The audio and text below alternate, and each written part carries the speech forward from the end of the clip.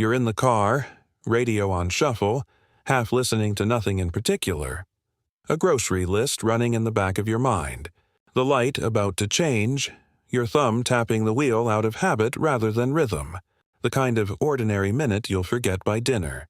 Then 4 notes hit, unannounced, uninvited, and you're not in the car anymore. Your chest does something your brain didn't authorize. Your hands are still on the wheel, your foot still on the brake. But some other part of you has already left the building, walked down a hallway that hasn't existed in 15 years, and is standing in a room you couldn't draw a floor plan of if someone asked. This is about why a song you haven't heard in over a decade can undo you in half a second.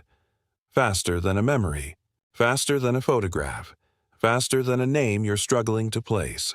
It happens before you've even decided to feel anything. The reaction arrives first. The explanation, if it comes at all, arrives late and out of breath, and the answer says less about music than it does about who you were the first time you heard it. Your brain doesn't file music the way it files most information. Dr. Petar Janata, a neuroscientist at UC Davis, found that familiar music activates the medial prefrontal cortex, a region that also stores your sense of self, your autobiography, the ongoing narrative of who you are and have been. In one study, this area lit up reliably, even in patients with advanced memory loss who couldn't recognize their own children or state what year it was. The song got through when almost nothing else in their world still could. Music doesn't just remind you of a memory. It reactivates the state you were in when you formed it. Not the facts of the moment, but the feeling underneath them. But here's where it gets interesting. Timing matters more than taste ever will. Psychologists call it the reminiscence bump. Research led by Carol Lynn.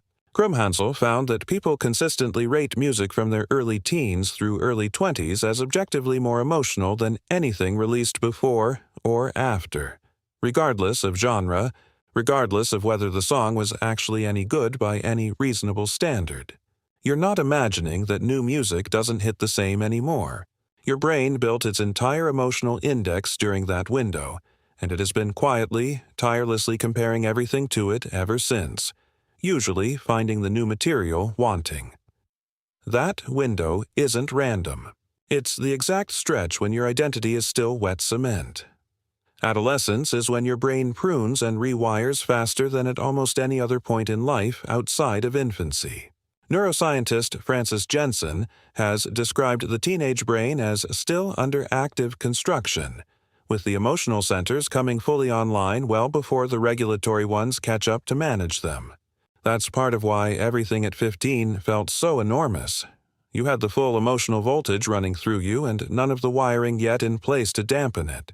Whatever song was playing while you fell in love for the first time, got dumped in a parking lot, drove alone for the first time with the windows down, or simply sat in your room feeling something enormous and nameless, that song got soldered directly into the wiring, while the wiring was still soft, enough to take a permanent impression.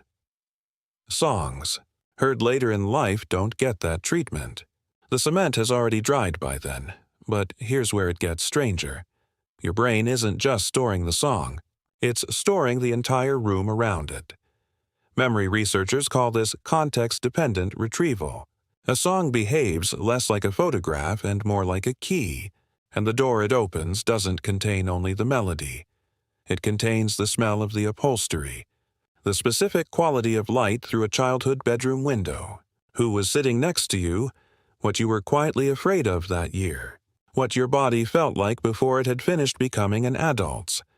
Endel Tolving, one of the foundational memory researchers of the 20th century, showed that retrieval cues work best when they closely match the exact conditions under which something was first encoded. A song is one of the most efficient cues your brain has ever constructed, precisely because it was playing during moments your brain had already flagged as significant. But here's where it gets even more interesting. Repetition is doing more work than you'd expect. At that age, you likely heard the song dozens or hundreds of times, not once.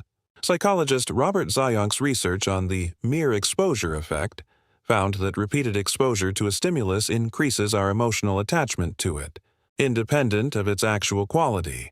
The brain starts to read familiarity itself as a form of safety. Combine that with an already heightened emotional state, and you get a double imprint. The song wasn't just present during one important moment, it was present during dozens, each replay adding another thin layer until the association became structural, load-bearing, something your emotional architecture quietly came to depend on. There's also a darker wrinkle to the repetition effect, one researchers don't love to advertise. The songs that hit hardest are often tied to endings, not just beginnings. Grief researchers studying anniversary reactions have found that the nervous system doesn't distinguish cleanly between remembering a happy period and remembering its expiration date. If that song was playing during the last good summer before your parents split, or the final months before a friend group quietly dissolved the way friend groups do, your brain encoded the joy and the loss as a single unit, delivered together every time. That's often the actual reason a song feels unbearably sweet and sad at once. It was always doing double duty, and you just didn't have the vocabulary at 14 to notice it happening in real time. But here's where it gets more complicated. The song was never really yours, alone. Music at that age is rarely a private experience. Sociologist Simon Frith, who studied music's role in identity formation, argued that adolescents use music less to express who they already are and more to figure out who they're becoming. And they do it in groups. The song playing at that party, blasting from a friend's car stereo, shared through headphones split between two people on a bus. It got wired not just to your personal memory, but to your sense of belonging, to the exact moment you first felt like you were part of something. That's nostalgia for a social self, for a version of you that existed inside a group of people, some of whom you may never see again. But here's the part that's almost cruel. The song doesn't just remind you of that person or that room. It reminds you that both are gone. This is where nostalgia turns from warm to bittersweet, and it happens almost instantly, with no gap you can catch. Psychologist Konstantin Sedikidis, who has spent decades studying the emotion, found that nostalgia is rarely simple happiness. It's usually a blend of joy and loss experienced in the same breath, arriving together instead of one after the other. The song proves that version of you existed. It also proves, with equal and simultaneous force, that you can't get back to them. You're not just missing an era. You're missing a self, and your body doesn't process any of that gently. It processes it as physical. The chills you get, the tightness in your throat, the sudden pressure behind your eyes for no visible reason. That's your autonomic nervous system responding to a genuine internal mismatch between where you are and where the song insists you briefly are. Research using skin conductance and heart rate monitoring has shown that the chills response to emotionally loaded music tracks closely with dopamine release in the brain's reward pathways, the same pathways involved in craving. You're not just remembering. Some part of you is actively reaching for it, which raises an uncomfortable question, one the research doesn't fully settle. Is the song making you feel something new, or is it just the fastest available route back to something you never finished processing the first time around? Grief you postponed without meaning to, a version of yourself you never properly said goodbye to? Nobody's fully answered that, and the honest version is probably both, tangled together in a way that resists being pulled apart cleanly. That might be the actual function of the reaction. Not closure, not resolution, just contact. You're still in the car. The song's still playing. The light's still red, and someone behind you might honk in a second, and you'll have to blink and come back and drive like a normal adult with somewhere to be. But right now, for these few seconds, a version of you that no longer exists is being paged, briefly and without consent, by 4 notes that never forgot the way in.